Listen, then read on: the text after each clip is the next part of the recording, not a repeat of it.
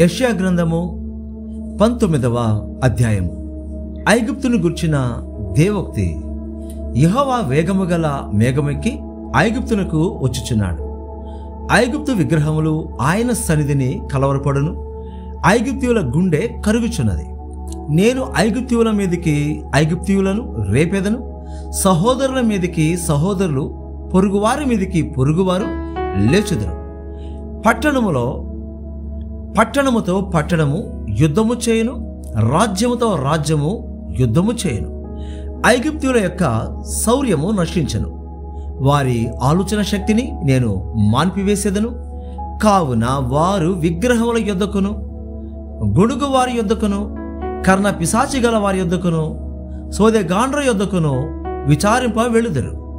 నేను ఐగుప్తీయులను క్రూరమైన అధికారికి అప్పగించెదను.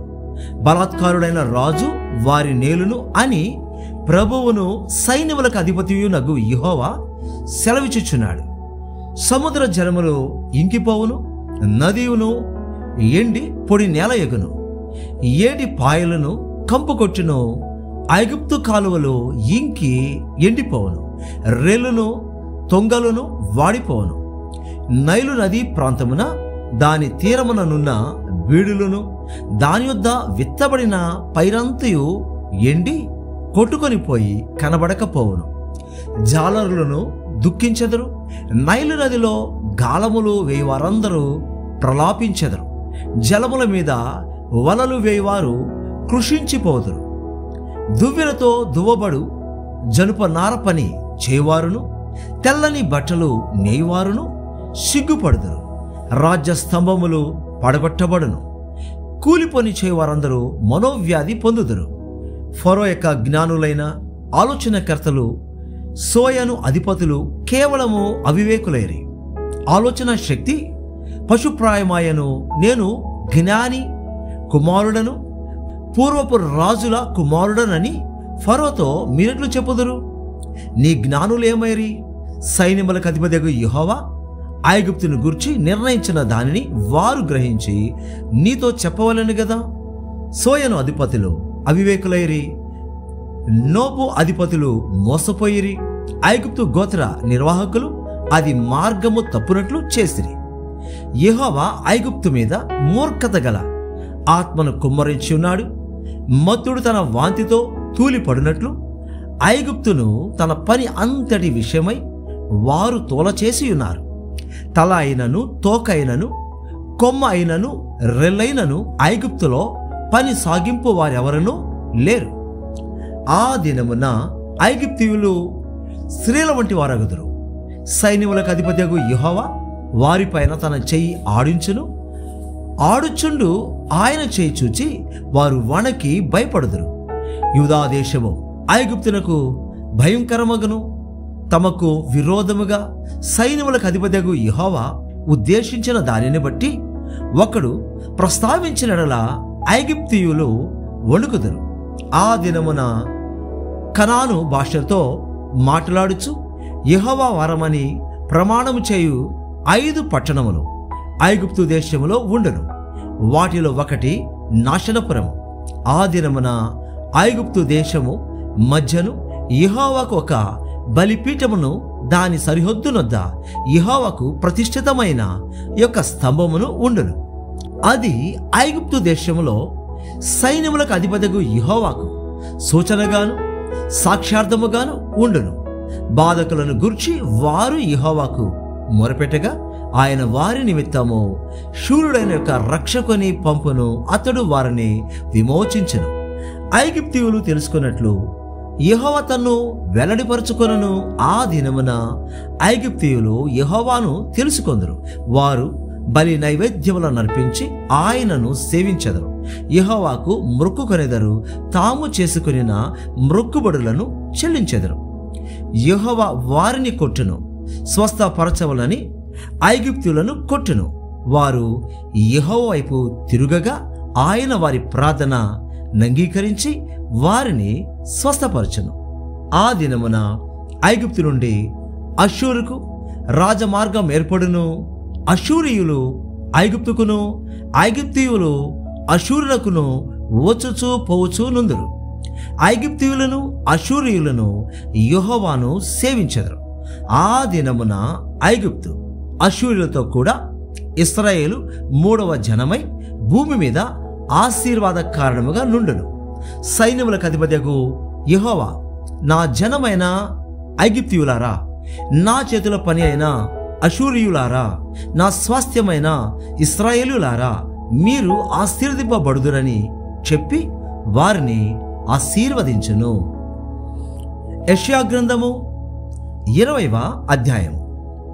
అషూరు రాజైన సర్గోను తర్తానును పంపగా అతడు అష్దోదునకు వచ్చిన సంవత్సరమున అష్దోదీయులతో యుద్ధము చేసి వారిని పట్టుకొనెను. ఆ కాలమున యెహోవా ఆమోజు కుమారుడైన యెషయా ద్వారా ఇలాగు సెలవిచ్చెను, నీవు పోయి నీ నడుమ మీది గోనిపట్ట విప్పి నీ పాదముల నుండి జోళ్లు తీసివేయము. అతడు అలాగు చేసి దిగంబరి అయి జోళ్లు లేకయే నడుచుచుండగా, యెహోవా నా సేవకుడైన యెషయా ఐగుప్తును గూర్చియో కూషును గూర్చియో సూచనగాను సాదృశ్యముగాను 3 సంవత్సరములు దిగంబరి అయి జోడు లేకయే నడుచుచున్న ప్రకారము అషూరు రాజు చెరపట్టబడిన ఐగుప్తీయులను తమ దేశము నుండి కొనిపోబడిన కూషీయులను, పిన్నలను, పెద్దలను, దిగంబరులను గాను చెప్పులు లేని వారిని గాను పట్టుకొని పోవును. ఐగుప్తీయులకు అవమానమగునట్లు పిరుదుల మీది వస్త్రమును ఆయన తీసివేసి వారిని కొనిపోవును. వారు తాము నమ్ముకొనిన కూషీయులను గూర్చియు తాము అతిశయ కారణముగా ఎంచుకొనిన ఐగుప్తీయులను గూర్చియు విస్మయమొంది సిగ్గుపడుదురు. ఆ దినమున సముద్ర తీర నివాసులు అషూరు రాజు చేతుల నుండి విడిపింపబడ వలనని సహాయము కొరకు మనము పారిపోయి ఆశ్రయించిన వారికి ఇలాగు సంభవించినదే, మనమెట్లు తప్పించుకొనగలమని చెప్పుకొందురు. యెషయా గ్రంథము 21వ అధ్యాయము. సముద్ర తీరముననున్న అడవి దేశమును గూర్చిన దేవోక్తి. దక్షిణ దిక్కున సుడిగాలి విసరునట్లు అరణ్యము నుండి భీకర దేశము నుండి అది వచ్చుచున్నది. కఠినమైన వాటిని చూపుచున్న దర్శనము నాకు అనుగ్రహింపబడి ఉన్నది. మోసము చేయవారు మోసము చేదురు, దోచుకొనువారు దోచుకొందురు. ఏలాము బయలుదేరము, మాధ్య ముట్టడి వేయము, వారి నిట్టూర్పంతయు మాన్పించుచున్నాను. కావున నా నడుము బహు నొప్పిగానున్నది, ప్రసవించు స్త్రీ వేదన వంటి వేదన నన్ను పట్టి ఉన్నది. బాధ చేత నేను వినలేకుండానున్నాను, విభ్రాంతి చేత నేను చూడలేకుండానున్నాను. నా గుండె తటతట కొట్టుకొనుచున్నది, మహాభయము నన్ను కలవరపరచుచున్నది. నాకిష్టమైన సంధ్యవేళ నాకు భీకరమాయరు. వారు భోజనపు బల్లను సిద్ధము చేదురు, తివాసీలు పరతురు, అన్న పానములు పుచ్చుకొందురు. అధిపతులారా లేచి కేడెములకు చమురు రాయుడి. ప్రభు నాతో ఇట్లా నేను, నీవు వెళ్ళి కావలివాని నియమింపుము, అతడు తనకు కనబడు దానిని తెలియజేయవలెను. జత జతలుగా వచ్చు రౌతులను, వరుసలుగా వచ్చు గాడిదలను, వరుసలుగా వచ్చు ఒంటెలను అతనికి కనబడగా అతడు బహు జాగ్రత్తగా చెవియొగ్గి నిదానించి చూచును. సింహము గర్జించినట్టు కేకలు వేసి, నా ఏలినవాడా, పగటి వేళ నేను నిత్యమును కావలి బురుజు మీద నిలుచుచున్నాను, రాత్రి అంతయు కావలి కాయుచున్నాను. ఇదిగో జత జతలుగా రౌతుల దండు వచ్చుచున్నది అని చెప్పాను. బబులోను కూలెను, దాని దేవతల విగ్రహములన్నిటినీ ఆయన నేల పడవేసి ఉన్నాడు, ముక్క ముక్కలుగా విరగగొట్టి ఉన్నాడు అని చెప్పుచూ వచ్చాను. నేను నూర్చిన నా ధాన్యమా, నా కళ్ళములో నొచ్చబడినవాడా, ఇశ్రాయేలు దేవుడును సైన్యములకు అధిపతియునగు యెహోవా వలన నేను వినిన సంగతి నీకు తెలియజెప్పి ఉన్నాను. దుమాను గూర్చిన దేవోత్తి, కావలివాడా, రాత్రి అంతా వేళైనది, కావలివాడా, రాత్రి అంతా వేళైనది అని ఒకడు శేయీరులో నుండి కేకలు వేసి నన్ను అడుగుచున్నాడు. కావలివాడు ఉదయమునగును రాత్రియునగును మీరు విచారింపగోరిన ఎడల విచారించుడి, మరలా రండి అనుచున్నాడు. అరేబియాను గూర్చిన దేవోక్తి. దెదానీయులైన సార్దవాహులారా, సాయంకాలమున మీరు అరబీ ఎడారిలో దిగవలెను. తేమా దేశ నివాసులారా, దప్పిగొన్న వారికి నీళ్లు తెండి, పారిపోచున్న వారికి ఎదురుగా ఆహారము తీసుకొని రండి. ఖడ్గ భయము చేతను, దూసిన ఖడ్గ భయము చేతను, ఎక్కువ పెట్టబడిన ధనుస్సుల భయము చేతను, క్రూర యుద్ధ భయము చేతను వారు పారిపోవచ్చున్నారు. ప్రభు నాకిలాగు సెలవిచ్చియున్నాడు, కూలి వారు ఎంచునట్లుగా ఒక ఏడాదిలోనే గాని కేదారు ప్రభావమంతయు నశించిపోవను. కేదారుయుల బలాఢ్యుల విలుకాండ్లలో శేషించువారు కొద్దివారగుదురు. ఈలాగు జరుగునని ఇశ్రాయేలు దేవుడైన యెహోవా సెలవిచ్చి ఉన్నాడు. యెషయా గ్రంథము 22వ అధ్యాయము. దర్శనపు లోయను గూర్చిన దేవోక్తి. ఏమి వచ్చి నీలోని వారందరూ మేడల మీదకెక్కి ఉన్నారు? అల్లరితో నిండి కేకలు వేయు పురమా, ఉల్లాసముతో బొబ్బలు పెట్టు దుర్గమా, నీలో హతులైన వారు ఖడ్గము చేత హతము కాలేదు, యుద్ధములో వధింపబడలేదు. నీ అధిపతులందరూ కూడి పారిపోగా విలుకాండ్ల చేత కొట్టబడకుండా పట్టబడిన వారైరి. మీలో దొరికిన వారందరూ పట్టబడి దూరమునకు పారిపోయి, నేను సంతాపము కలిగి ఏడ్చుచున్నాను, నాకు విముఖులై యుడ్డి. నా జనమునకు కలిగిన నాశమును గూర్చి నన్ను ఓదార్చుటకు తీవ్రపడకొడి. దర్శనపు లోయలో సైన్యములకు అధిపతియు ప్రభువునగు యెహోవా అల్లరి దినం ఒకటి నియమించున్నాడు. ఓటమి త్రొక్కుడు కలవరము ఆయన కలుగుచేయను. ఆయన ప్రాకారములను పడగొట్టగా కొండవైపు ధ్వని వినబడును. ఏలాము యోధులను, రథములను, రౌతులను సమకూర్చి అంబుల పొదిని వహించి ఉన్నది. కీలు డాలుపై గవిసెన తీసెను. అందుచేత అందమైన నీ లోయల నిండా రథములున్నవి. గుర్రపు రౌతులు గవిని యొద్ద వ్యూహం ఏర్పరచుకొనుచున్నారు. అప్పుడు యూదా నుండి ఆయన ముసుకు తీసివేసెను. ఆ దినమున నీవు అరణ్య గృహమందున్న ఆయుధములను కనిపెట్టితివి. దావీదు పట్టణపు ప్రాకారము చాలా మటుకు పడి పోయినదని తెలుసుకొని దిగువనున్న కోనేటి నీళ్లను మీరు సమకూర్చితిరి. యెరూషలేము ఇళ్లను లెక్కపెట్టి ప్రాకారమును గట్టి చేటుకు ఇళ్లను పడగొట్టితిరి. పాత కోనేటి నీళ్లు నిలుచుటకు ఆ రెండు గోడల మధ్యను చెరువు కట్టితిరి. అయినను దాని చేయించిన వాని వైపు మీరు చూచిన వారు కారు. పూర్వకాలమున దాన్ని నిర్మించిన వారిని మీరు లక్ష్య పెట్టకపోతిరి.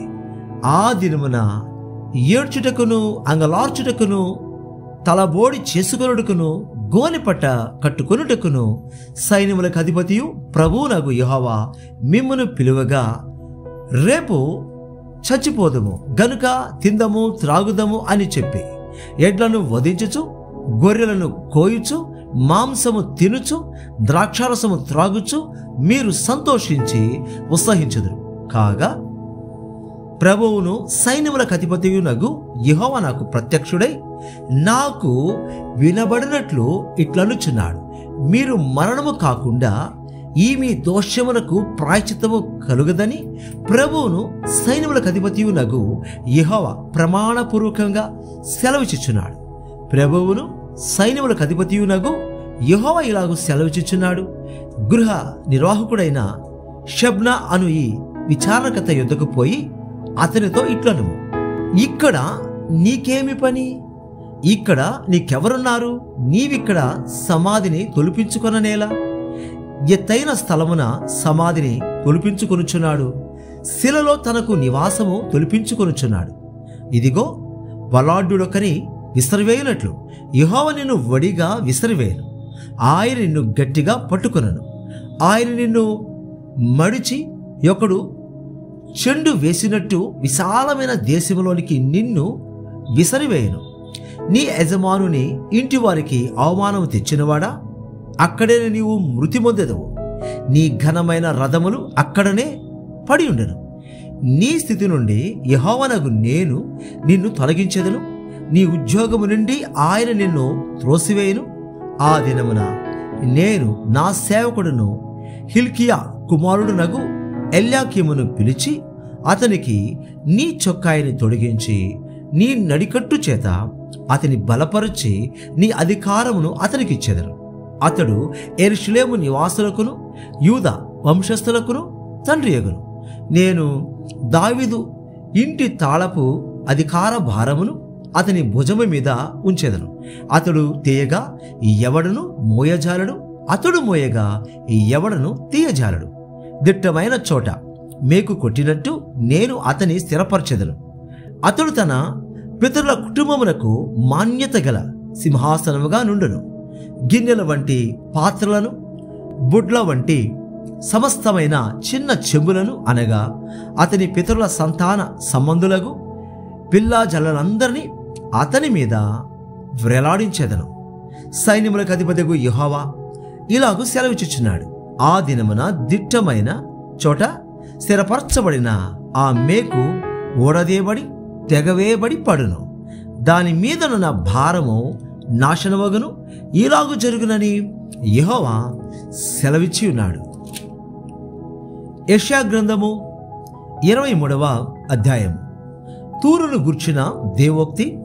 తర్షీషు ఓడలారా అంగలార్చుడి, తూరు పాడైపోయెను, ఇల్లైనను లేదు, ప్రవేశ మార్గమైనను లేదు.